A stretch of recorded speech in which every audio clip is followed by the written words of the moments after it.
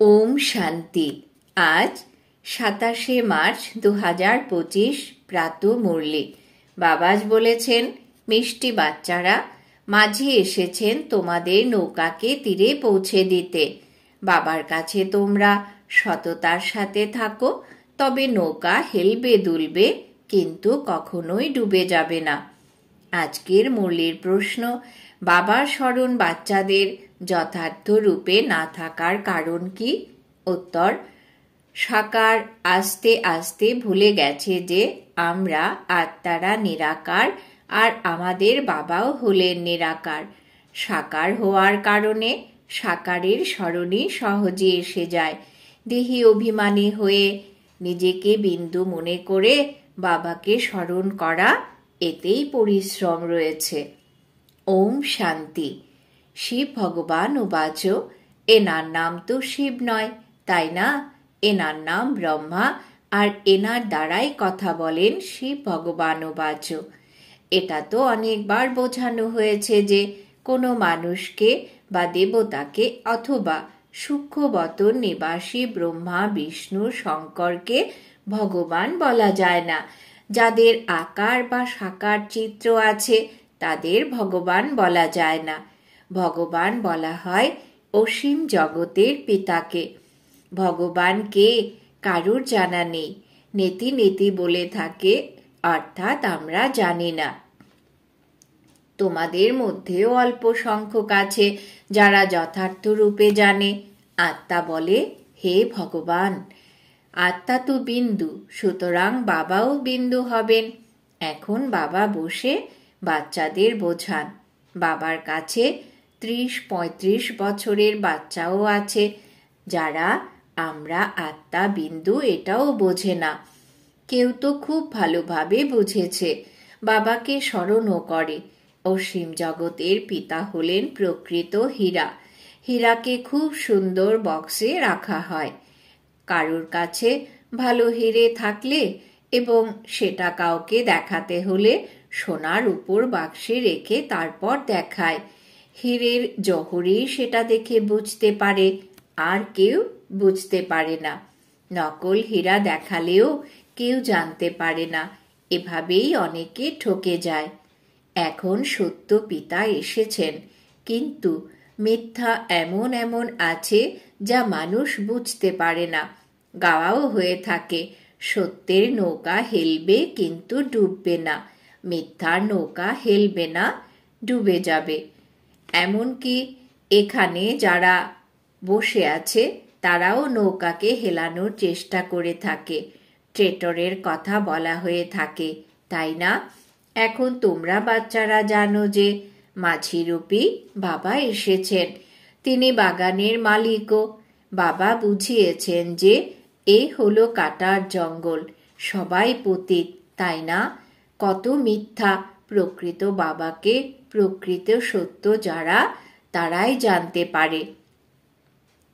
এখানে যারা আসে তাদের মধ্যেও সম্পূর্ণরূপে জানে না, সম্পূর্ণ পরিচয় নেই, কেননা গুপ্ত, তাই না? ভগবানকে স্মরণ তো সবাই করে। এটাও জানে যে তিনি নিরাকার, পরমধাম নিবাসী। আমরাও নিরাকার আত্মা, এটা জানে না। সাকারে বসে বসে ভুলে গেছে। সাকারে থাকতে থাকতে সাকারই স্মরণ আসে। তোমরা বাচ্চারা এখন দেহি অভিমানী হচ্ছ। ভগবানকে বলা হয় পরম পিতা পরমাত্মা। এটা বোঝা তো অতি সহজ। পরম পিতা অর্থাৎ সর্বোচ্চ জ্ঞানের নিবাসী পরমাত্মা। তোমাদের বলা হয় আত্মা, তোমাদের পরম বলা হয় না। তোমরা পুনর্জন্ম গ্রহণ করো, তাই না? এ কথা কেউ জানে না।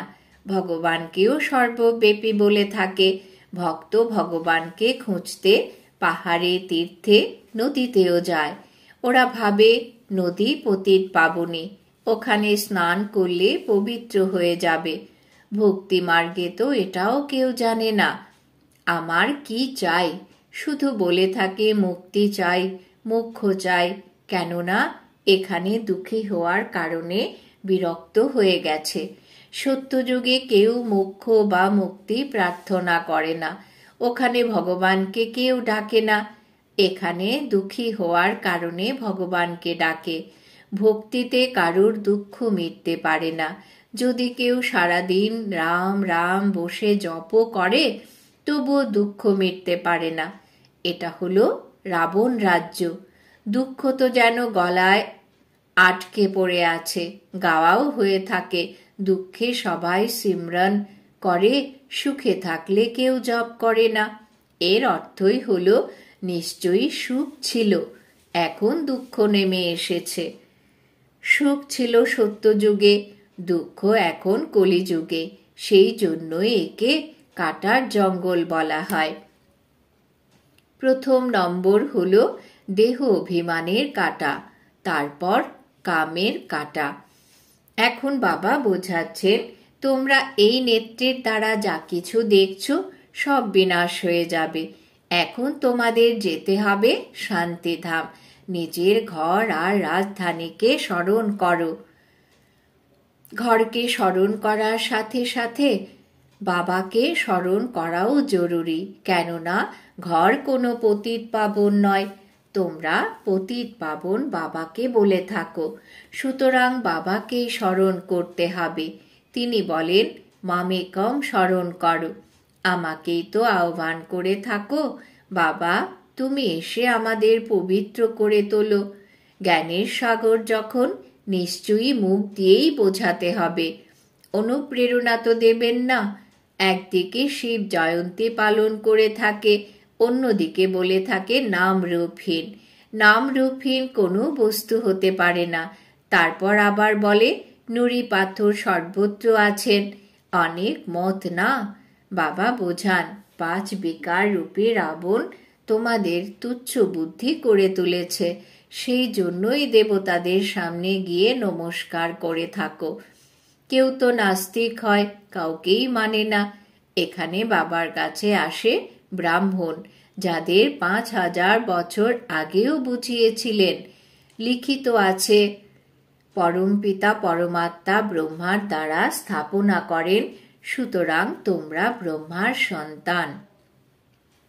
প্রজাপিতা ব্রহ্মা তো প্রসিদ্ধ, নিশ্চয়ই ব্রাহ্মণ ব্রাহ্মণীয় হবে। এখন তোমরা শূদ্র ধর্ম থেকে বেরিয়ে ব্রাহ্মণ ধর্মে এসেছ। বাস্তবে হিন্দু বলে যারা, তারা নিজেদের ধর্মকে জানে না। সেই জন্যই কখনো একে মানবে, কখনো বা অন্য কাউকে মানবে। অনেকের কাছে যাবে, খ্রিস্টানরা কখনো কারোর কাছে যায় না। এখন তোমরা প্রমাণ সহ বলে থাকো, ভগবান পিতা বলেন, আমাকে স্মরণ করো। একদিন সংবাদপত্রেও পড়বে, আমাকে স্মরণ করলেই তোমরা পতিত থেকে পাবন হতে পারবে। যখন বিনাশ এগিয়ে আসবে, তখন সংবাদপত্রের দ্বারাই এই আওয়াজ কানে এসে পৌঁছবে। সংবাদপত্রে তো কত জায়গায় খবর আসে, তাই না? এখনো তোমরা সংবাদপত্রে দিতে পারো, ভগবান উবাচ, পরমপিতা পরমাত্মা শিব বলেন, আমি হলাম পতিত পাবন, আমাকে স্মরণ করলে তোমরা পবিত্র হতে পারবে। এই পতিত দুনিয়ার বিনাশ সামনে অপেক্ষা করছে। বিনাশ অবশ্যই হবে, এটাও সবার নিশ্চিত হবে। রিহার্সালও হতে থাকবে। তোমরা বাচ্চারা জানো যে যতক্ষণ রাজধানী স্থাপন না হচ্ছে ততক্ষণ বিনাশ হবে না। আর্থকুইক ইত্যাদিও তো হবে, তাই না? একদিকে বোমা নিক্ষেপ হবে, অন্যদিকে ন্যাচারাল ক্যালামিটিস হবে। খাদ্যশস্য পাওয়া যাবে না, স্টিমার আসবে না, ফেমেন পড়বে, অনাহারে মরতে মরতে শেষ হয়ে যাবে।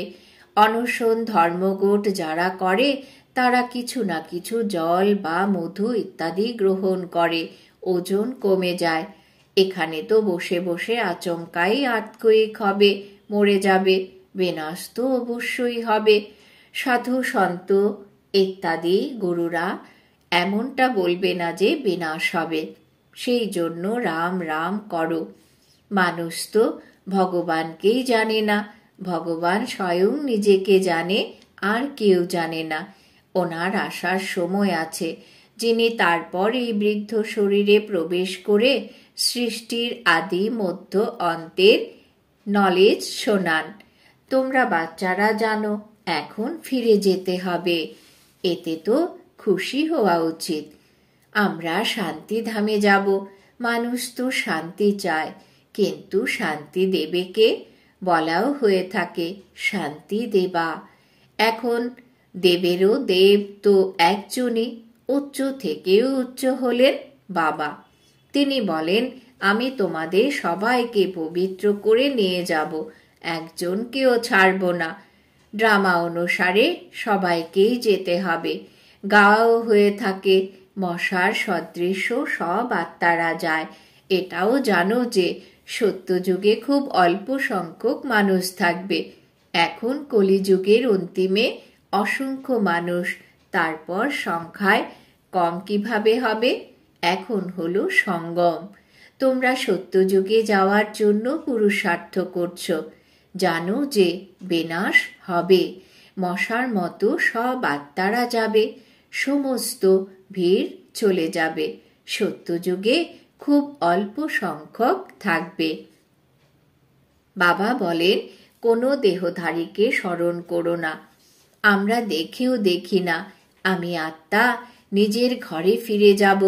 খুশি মনে পুরনো শরীর ত্যাগ করা উচিত।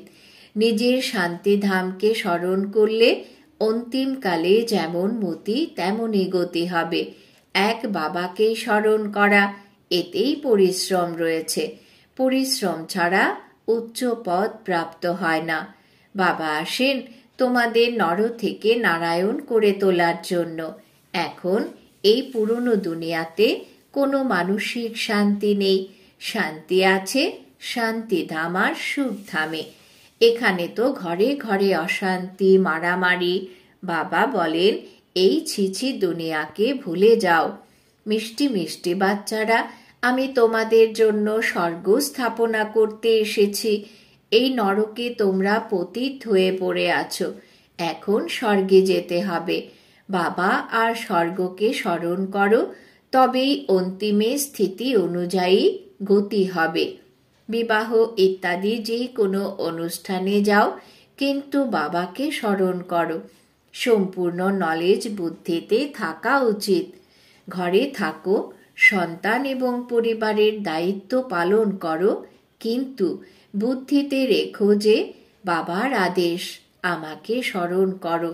ঘর পরিবার ছাড়তে হবে না, তাহলে বাচ্চাদের দায়িত্ব কে নেবে?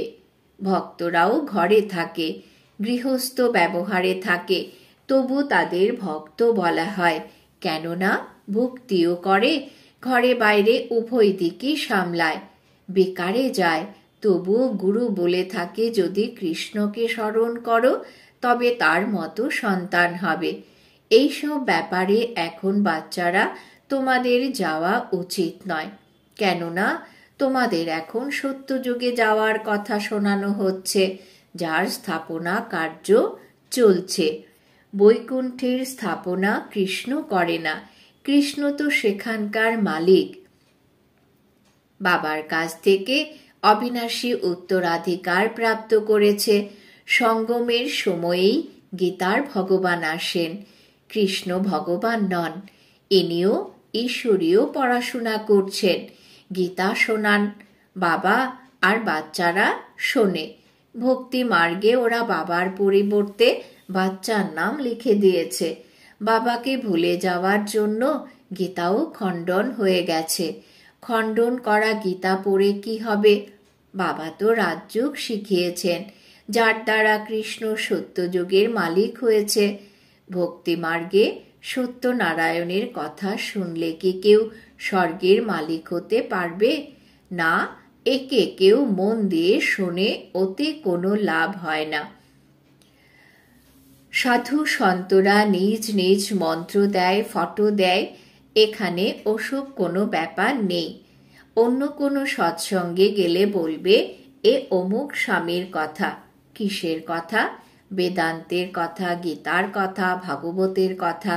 এখন তোমরা বাচ্চারা জানো, আমাদের শিক্ষা প্রদানকারী কোনো দেহধারী নন, না কোনো শাস্ত্র ইত্যাদি পড়েছেন। সে বাবা কোনো শাস্ত্র পড়েছেন কি? পরে মানুষ। শিব বাবা বলেন, আমি গীতা ইত্যাদি কিছুই পড়িনি। এই রথ যার মধ্যে বসে আছি তিনি পড়েছেন, আমি পড়িনি। আমার মধ্যে তো সম্পূর্ণ সৃষ্টি চক্রের আদি মধ্য অন্তের জ্ঞান আছে। ব্রহ্মা রোজ গীতা পড়তেন, তোতার মতো কণ্ঠস্থ করে নিতেন। যখন বাবা প্রবেশ করলেন গীতা ছেড়ে দিলেন, কেননা বুদ্ধিতে এসে গেছে শিব বাবা শোনাচ্ছেন। বাবা বলেন, আমি তোমাদের স্বর্গের বাদশাহী দিয়ে থাকি, সুতরাং এই পুরনো দুনিয়ার প্রতি মমত্ব মেটাও, শুধুমাত্র মামে কম স্মরণ করো। এই পরিশ্রমটুকুই করতে হবে। প্রকৃত প্রেমিকের প্রতি প্রেমিকার স্মরণ প্রতি মুহূর্তে হয়ে থাকে। এখন বাবার স্মরণও এই রকম স্থায়ী হওয়া উচিত। পারলৌকিক বাবা বলেন, বাচ্চারা আমাকে স্মরণ করো আর অবিনাশী উত্তরাধিকারকে স্মরণ করো। এর মধ্যে কোনো আওয়াজ করা, শঙ্খ বাজানোর প্রয়োজন নেই। ভালো ভালো গান তৈরি হলেও তা বাজানো হয়, যার অর্থ তোমাদের বোঝানো হয়ে থাকে। গান রচয়িতা নিজেও কিছু জানে না। মীরা ভক্ত ছিল, তোমরা তো জ্ঞানী। বাচ্চাকে দিয়ে যখন কোনো কাজ ঠিক মতো হয় না, তখন বাবা বলেন, তুমি তো ঠিক যেন ভক্ত। সেও তখন বুঝে নেয়, বাবা এমন কথা কেন আমাকে বললেন। বাবা বোঝান, বাচ্চারা এখন বাবাকে স্মরণ করো, পয়গম্বর হও, মেসেঞ্জার হও, সবাইকে এটাই প্রচার করো যে বাবা আর অবিনাশী উত্তরাধিকারের কথা স্মরণ করলে জন্ম জন্মান্তরের সমস্ত পাপ ভস্মীভূত হয়ে যাবে। এখন ঘরে ফিরে যাওয়ার সময়। ভগবান একজনই নিরাকার, ওনার নিজের শরীর নেই। বাবাই বসে নিজের পরিচয় দিয়ে থাকেন, মন্মনা ভবর মন্ত্র দেন। সাধু সন্ন্যাসীরা এমনটা কখনো বলবে না যে বিনাশ হবে। সুতরাং বাবাকে স্মরণ করো। বাবা ব্রাহ্মণ বাচ্চাদের স্মরণ করিয়ে দেন। স্মরণে হেলথ আর ঈশ্বরীয় পড়াশোনায় ওয়েলথ প্রাপ্ত হবে। তোমরা কালকে জয় করে থাকো। সত্যযুগে কখনো অকাল মৃত্যু হয় না।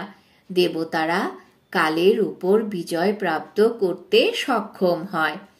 আচ্ছা, মিষ্টি মিষ্টি হারানিধি বাচ্চাদের প্রতি মাতা পিতা বাপ দাদার স্মরণের স্নেহ সুমন আর সুপ্রভাত।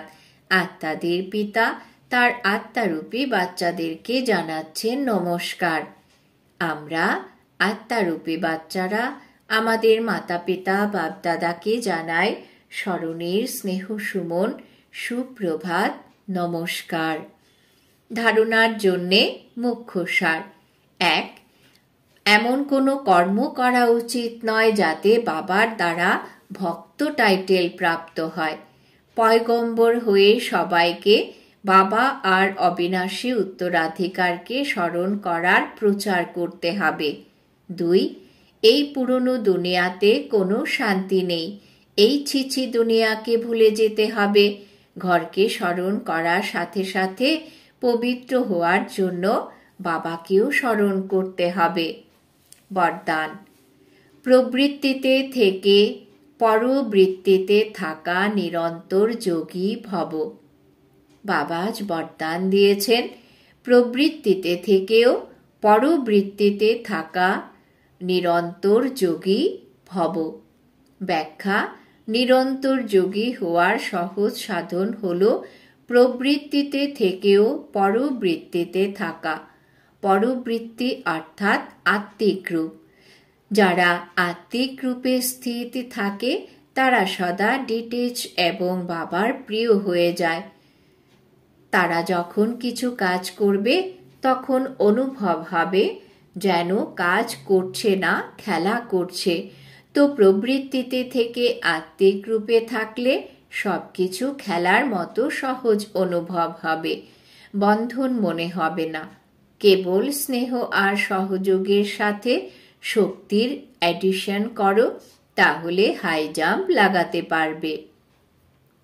স্লোগান: বুদ্ধির সূক্ষ্মতা বা আত্মার হালকা ভাবই হল ব্রাহ্মণ জীবনের পার্সোনালিটি। বুদ্ধির সূক্ষ্মতা বা আত্মার হালকা ভাবই হল ব্রাহ্মণ জীবনের পার্সোনালিটি। আজকের সমান: আমি নিরন্তর যোগী আত্মা। আজকের জন্য অব্যক্ত ইশারা: সত্যতা আর সভ্যতা রূপে কালচারকে ধারণ করো। সাহসীদের শক্তিদের সহায়তা করেন সর্বশক্তিমান। সাহসী শক্তিদের সহায়তা করেন সর্বশক্তিমান। বাঘিনীরা কখনো কাউকে ভয় পায় না, তারা নির্ভয় থাকে। না জানি কি হবে, এটাও হলো ভয়, তাই না? সত্যতার শক্তি স্বরূপ হয়ে নেশার সাথে বলো, নেশার সাথে দেখো, আমরা হলাম অলমাইটি গভর্নমেন্টের অনুচর। এই স্মৃতিতে থেকে অযথার্থকে যথার্থ করতে হবে, সত্যকে প্রসিদ্ধ করতে হবে, লুকোতে হবে না। কিন্তু সত্যতার সাথে বাণীতে মধুরতা আর সভ্যতাও হলো আবশ্যক। আচ্ছা, ওম শান্তি।